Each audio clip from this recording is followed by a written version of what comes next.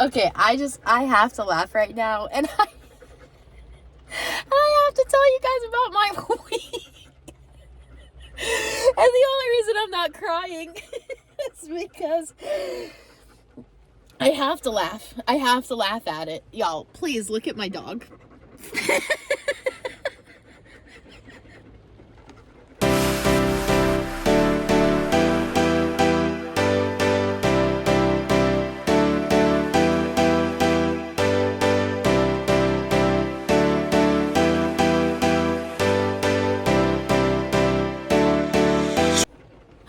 Oh my God. So I'm at the emergency vet, and he's about to get put under for, I say surgery, but he has to get stitches for the third time in, let's see, Friday, Saturday, Sunday, Monday, Tuesday, in 5 days. The third time in 5 days. Y'all, I can't. I literally can't. Let me tell you what happened. I'm gonna cry. Okay, so what happened was that so I have 2 dogs, okay? One is 1.5-ish, he'll be 2 in May. The other, Axel, he is, poor baby. He is 4. He's 4. So I don't know why, but our younger dog just like attacked him on Friday night and just started like going crazy and like literally attacked him, and he got him on his leg and really cut his leg open so bad. And so I, the next morning, Saturday morning, brought Axel to the emergency vet to get his leg all stitched up, because it had to be. I could not leave it. Come to the emergency vet, get him all stitched up. He is such a baby.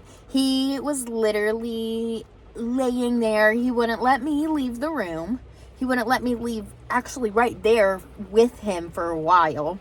And then he wouldn't let me leave the room. and then So I had, obviously, the dog separated because he had stitches, and I didn't want the other dog messing with the stitches anyways. Which, by the way, the other dog is not aggressive in any way. He's not an aggressive dog. He never has been aggressive, other than, well, actually, let me tell you what happened to Axel first, and then we'll go into why I think Bandit did what he did. So anyways, so then I had the dogs separated for Friday night, Saturday, most of Sunday, and I finally put them kind of back together Sunday night. And then not even 24 hours later, Monday night, Bandit went after Axel again and got him on his neck. And that was so bad. And I was like, you're literally joking. I was like, you're actually joking. So I had to bring him back to the emergency vet again to get his neck stitched up. And because that puncture wound was so deep, they had to put a drain in it. And that's why he has that, well, you can't see it right now, but he's got that straw looking thing in his neck. So also, while they were at stitching up his neck, he had opened up a stitch on his leg, so they restitched that back up. So he's all good to go now. And that was yesterday, actually, that he got his neck stitched up. So we were here yesterday. So then today, I took Bandit to the vet to see why he was acting the way he was. And while I was at the vet, I guess Axel scratched at his stitches right here on his neck and ripped them open. So here we are again for the 3rd time in 5 days getting stitches. And it's wonderful. This is really fun. This is awesome. And it's raining. It's raining. and it's really fun. So, okay, I guess we can talk about why I think that Bandit kind of did what he did. Let's back up to last year, about, I don't know, August, September, October, somewhere in that range. We had both of our dogs at my husband's parents' house, and their neighbors have a pit bull. That pit bull and our dogs, pit bull was in their backyard. Our dogs were in parents' backyard. They have a chain link fence, and the dogs were running up and down, just playing up and down the fence in their own backyards. Until the pit bull found a hole under the fence, slid under, and immediately went for Axel. Poor baby. Immediately went for Axel and started going after Axel and got into it. And Bandit, of course, was trying to protect Axel and got into it too. And it was a whole big thing. My husband and I had to get in between. I had scratches all on my legs that were just so bruised up. My husband got bit. It was a whole thing. So from there, again, my dogs have never, ever, ever, ever, ever, ever, ever been aggressive, ever. And that obviously wasn't them being aggressive. The pit bull came for them. So since then, maybe about, 2 months after that, Bandit went after Axel. He didn't hurt him, just a fight. Just a little more of a tussle than just a normal, like, hey, I'm annoyed with you tussle. So, whatever, okay. Why would you do that? Whatever. Okay, you're dogs. You're probably just upset or aggravated, whatever. Then maybe, a couple more months go by, and Bandit does it again to Axel. Attacks him again. Doesn't really hurt him like he's done this time, but like maybe a little scratch, just a little whatever. Nothing huge, not a big deal, but okay, again, stop it. You need to, why are you doing that? So then a couple, I guess, he doesn't do it, obviously, this isn't a monthly thing, this isn't a weekly thing, this isn't an every other month thing, but now, I don't know why, but, so, it's been months since they've fought like that, since Bandit's gone at him like that, and, so, I don't know why, but just this past Friday night, Bandit went at Axel. He just went at him. There wasn't food involved. There wasn't a toy that they were fighting over. He just went at him. And he got his leg. And so that was his leg. And so, like I said, I had them separated. And then come Monday night, within 24 hours of them being back together, after having them separated for 2.5 days, Bandit did it again. There wasn't food. There wasn't a toy.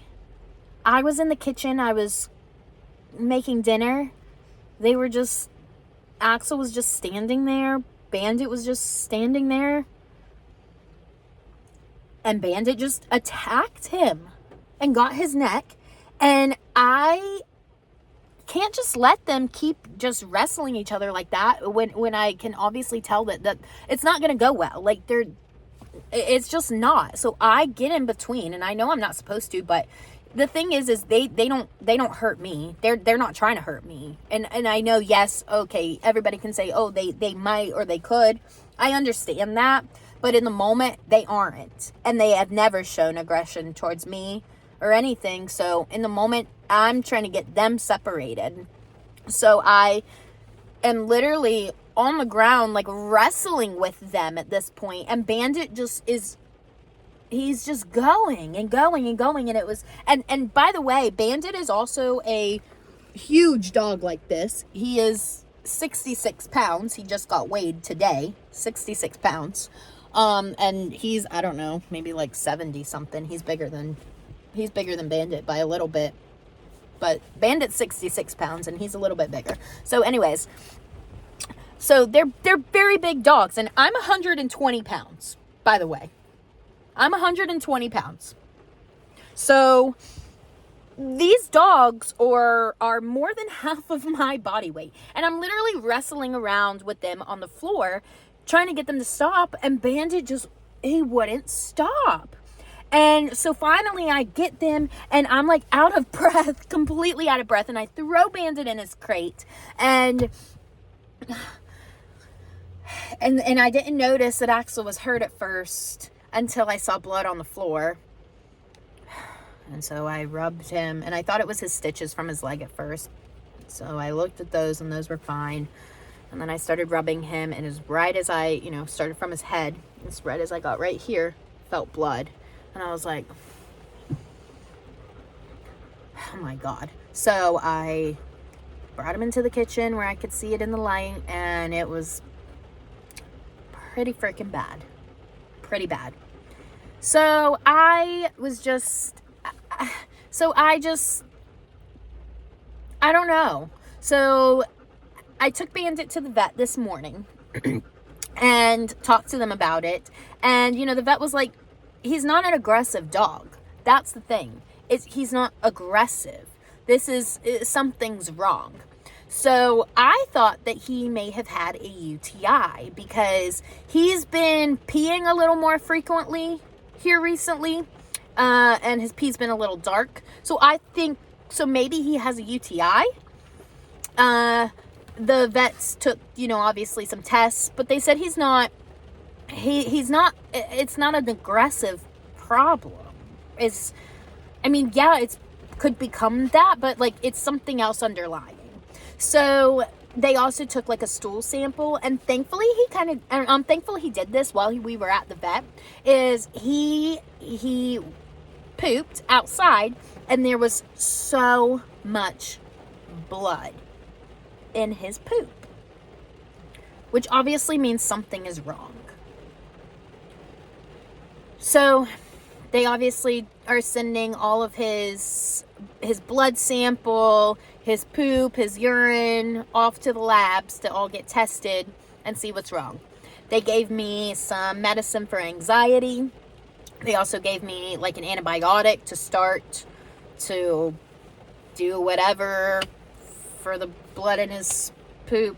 I don't know. I just do what they say.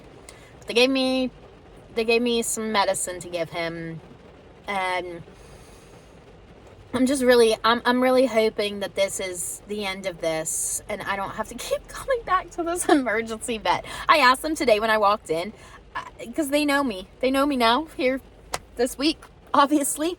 I was like, do people come here this often, or is this just me? And she was like, you know what? You're not the only one. But you're starting to become frequent flyer. You're getting up there. You're not the only one, but you're starting to get up there. And I was like, well, I'm really hoping that I'm done with this, because I don't want to keep coming back here for this. And so I guess I also just want to say this and also just tell this story a little bit, just because my husband on Friday night was ready to get rid of Bandit. If I wouldn't have been there, if these would have just been my husband's dogs, Bandit would have been gone Friday night. And I don't know, part of me, obviously he's my baby too, and yes, he hurt my other dog in a very not nice way. But the same as your kids. If your kids start hitting each other, are you just going to give the one that hit away? You're just going to put them up for adoption because they hit your other kid? I mean, I broke my brother's arm when we were little. My parents didn't give me up for adoption. I mean, yes, if it becomes a point to where, yes, it really is an aggressive problem, then do what's best for your safety and your family's safety. But I took him to the vet this morning, and there was so much blood in his poop, and what if I didn't do my due diligence as a mom and like see if something was wrong with him, and I had just given him away or like called the pound and had him put down, when he really he's a very, very, very sweet, good, trained dog. And I kind of want to raise awareness about that your dog may not just be aggressive. There may be something wrong with them. They might have something medically wrong, and that's their way of telling you because they can't talk. And my husband, he still doesn't really, he's not really understanding this whenever I'm saying this, which is okay. I mean, it's okay. He has his own right to feel how he feels. But it's just something is medically wrong with him that's making him act just grumpy and mad and annoyed. And if I wouldn't have gotten him checked and had just had him put down, then what if I just missed another 12, 13 years with my amazing dog because he didn't feel good, because he was sick, and I just put him down over that? I don't know. I don't know. And obviously they're going to run the tests and they're going to see if something really is wrong with him, but obviously blood being in his poop means something is wrong. Just don't know what.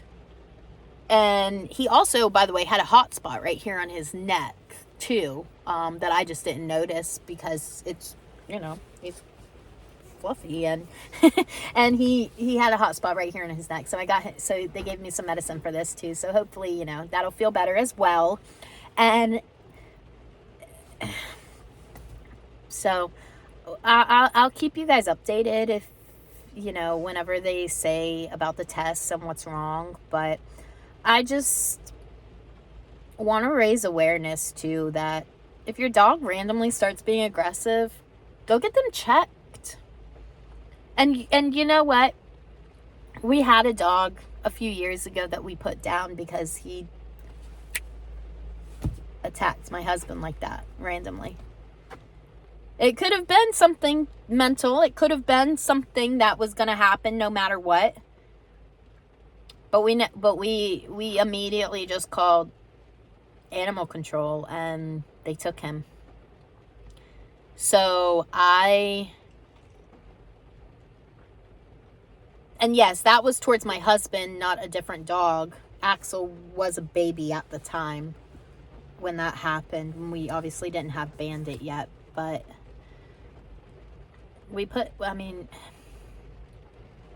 I just wonder, was something wrong with him and we missed out on another however many years with him because we didn't get him checked? I don't know. So that's where I'm at right now. That's been my week. It's been really fun. And like I said, I'll keep you updated. Bye.